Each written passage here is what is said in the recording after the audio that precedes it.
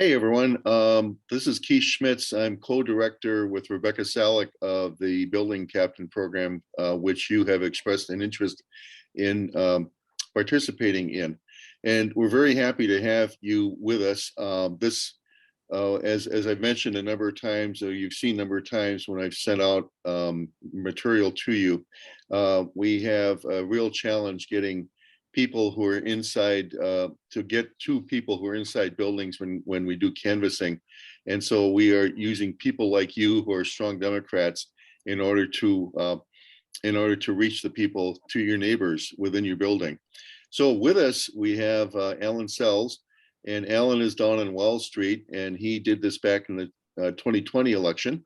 And we thought you might get some you might get some idea of how this all works, so that when it's your turn, you can start in on your building and get the level of satisfaction and success that we're hoping for. So, Alan, if you wouldn't mind introducing yourself a little bit. Sure. I live in Yankee Hill in Milwaukee. There are two buildings. They're high rises. One is 19 stories high and the other is 24 stories high. And they have, each building has about 300 to 400 residents in it. So they're fairly large buildings on the east side of town. And let me get into maybe initially some of the demographics that are common on the east side of Milwaukee for those of you who are East Siders, and you may or may not find the same sort of demographics in your own building. But first of all, our buildings are occupied by a lot of young people. I would guess, something like maybe 80% of the residents in our building are age 40 or younger. And, there's probably most of them are more liberal in their political inclinations. So they're a very desirable base. And so one of the first things that I undertook in the 2020 election was to try and ensure that everybody was registered to vote. So I went down to the elections office at City Hall in Milwaukee, and you can purchase a large number of registrations. I think my recollection is the same fee. It's like about a $20 fee, and you get them electronically, whether you get just a building or two buildings, or if you get a whole ward or whatever. But if you want to, first of all, know who is in your building and who's registered to vote in your building, that's one way to do it, and do it very quickly. Well, actually, Alan, just to save you $20, the organization will provide you with those lists. Oh, okay. Now, I hope you didn't spend $20 for nothing, but after you've signed on, I'm talking about to you, the building captain. Your building captain coordinator will send you the list of the people in your building and will indicate where they stand politically. So anyhow, sorry about that, Alan. Okay, well, that's very useful information. I also use that list to generate an Excel list that I was able to do some personalized letters with. So there was another underlying motive for me to get it electronically, but possibly the list that you're building people with, or that you're going to be distributing, is also available in the same format. But in any case, so going into the election period, again, knowing that if somebody in our building did vote, there's a much greater likelihood that they would vote Democratic than vote Republican. So it seemed to me that the initial push should be not necessarily to influence who they're going to vote for, but just to get them registered. And so the first task that I undertook was to try and push registration. And again, when you live in a high-rise building, you have several different things going on all at one time. If it's a condominium, you have a condominium association, or where you may have people in the condominium association who would feel that anything that you do to promote an election is solicitation, and they may in fact object to that. Not that they really have any grounds for that, but again, you're going to find that some people are a little more conservative in terms of their views about even soliciting people to vote in your own building. And if you're in an apartment building, and Yankee Hill is an apartment building, and you have a rental situation, you have a management office. And again, they try and maintain neutrality in the building. So, you have to be possibly not as partisan as you might otherwise be, at least if you're approaching all of the residents in some format or another. So early on, in trying to encourage people to register to vote, and again, having the idea that if they register to vote, and particularly if they applied for an absentee ballot, that they were likely to be voters for the Democratic Party, I was able just to put a flyer under the doors of each apartment, and all it did was say, are you aware that there's an election coming up? Are you registered to vote? And if you're registered to vote, have you asked for an absentee ballot? And here's the steps to get an absentee ballot. Now, it's not that other people weren't doing the same thing, but again, being in the building, I think you have some sort of level of credibility that you're a neighbor. And so I was pushing, and this was, probably 60 to 70 days before the election, really pushing hard for people just to register to vote and to ask for an absentee ballot. Then I also did another flyer where I reminded them, and at the bottom of the second flyer, which I put under doors, I asked if they were willing to talk to some of their neighbors about going to the polls and what would be take to do that. And if they had a particular inclination for one party or the other, to let me know what that might be.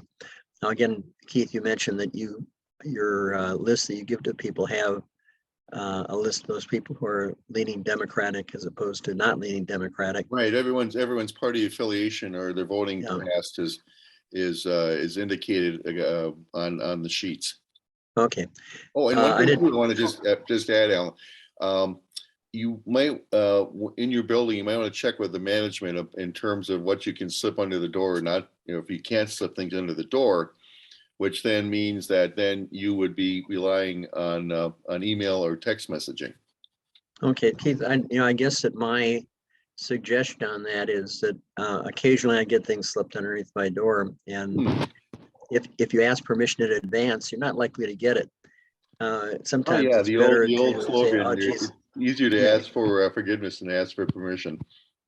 Exactly, and again, if you're not encouraging people to vote for the Democratic Party, but you're just encouraging them to register to vote, that's a pretty benign sort of flyer. And I didn't have a single complaint, in distributing that particular flyer, just encouraging people to register to vote. So, and obviously, if you were to mail that, it would cost a lot of money. To slip it under somebody's door is a matter of 20 or 30 minutes of going floor to floor and just doing that. So, I guess everybody has to kind of think for themselves how my management react. Yeah, well, that's the point of this whole program is you're in control of your own campaign. This is your own campaign, and you work the best way. You come up with the best way to work it. Alan, I was just wondering about something. How was the relationships with your neighbors as you moved along with doing this program? What I did was, again, as I said, I had a second flyer, and again, I didn't have the benefit of knowing who was a Democrat and who was a Republican, but I identified a number of people who were Democrats, and then I contacted them and asked if they would just talk to people on their floor. And again, in a high rise, we have, on my floor, there are 4 units. On most of the floors in the building here, there are 8 units. So out of those 8 units, most people know 3 or 4 of their neighbors. Maybe they know all of the neighbors on their floor. Even though we share elevators together and things, people don't generally know all of the people in the building. And also, there's a lot of transiency on the east side. You have a lot of young people who are single, who are, in the case of Yankee Hill, are going to university. There's Milwaukee School of Engineering, MATC, and University of Wisconsin-Milwaukee are all within easy commuting distance of where I live. And you have a lot of people who work downtown, but they tend to be somewhat transient so there's a high turnover of people in the building. So again, I think that's a consideration as well, that you can't rely on people in the building to know who their neighbors are and know all the neighbors on their floor. But if they know 1 or 2, and they can talk to 1 or 2 or 3 neighbors, that's probably the best way to get people to participate. Almost no one objects to the idea of, could you knock on your neighbor's door and just ask them if they're going to vote, if they're registered to vote, and by the way, if they're happen to be a Democrat, and I, again, if I knew that you were a Democrat, if they happen to be a Democrat, it'd be super encouraging that they get out and vote, tell them how important it is, tell them, that there are issues that are unique to this election, and that we are not, that if we don't get everybody to the polls, that we could have some disastrous results in terms of issues like abortion and other issues that are currently a topic of discussion. And if you get you would get or say you get the list, and on the list there's indicated 1 or 2, and that's usually what it is, strong Republicans. You think you would talk to that person? Oh, definitely, yeah. I did identify people in the activity that I had. I actually had people who, when I put this flyer into the door, I used my name and apartment number on the flyer. So the one that I was asking people to register to vote and asking them to get an absentee ballot. And I had about a half dozen calls from people in the building who were Democrats who, called and volunteered that they would do something. Oh, great. So not everybody in our building is a young person. Yeah. Many of the young people, by the way, also they may not be registered to vote because they're not U.S. citizens. If they're students, oftentimes they're from abroad and they may not be able to vote. But particularly, we have some elderly people who are more likely to respond because they have more time on their hands during the daytime. And the elderly people in our building also tend to be less transient, so they've been around for a while and they may know more people. Yeah, that's great. So basically, in the time that you spent on this, the relationships were fine with the people in your building, and everyone just sort of regarded this as kind of a bit of a conversation.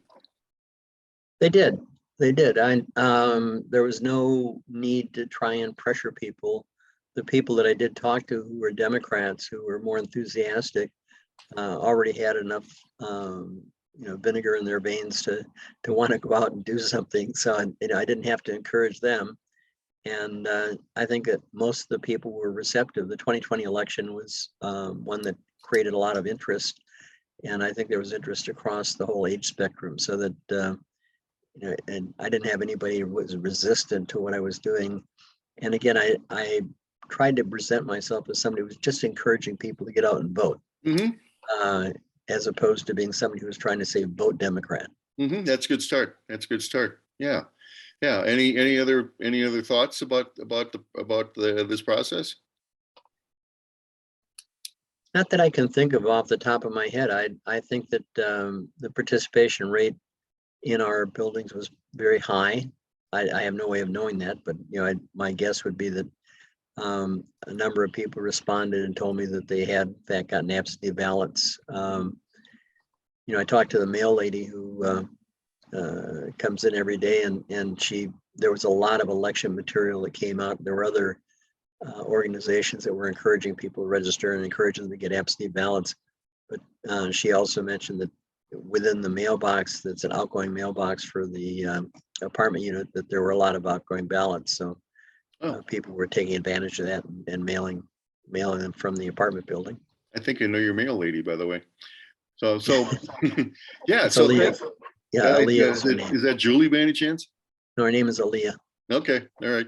So hey, Alan, thanks a lot for your time on this, and in providing some perspective on how this thing works for people who are just kind of getting their feet wet. So again, appreciate your effort in 2020, and thanks a lot for participating in this video.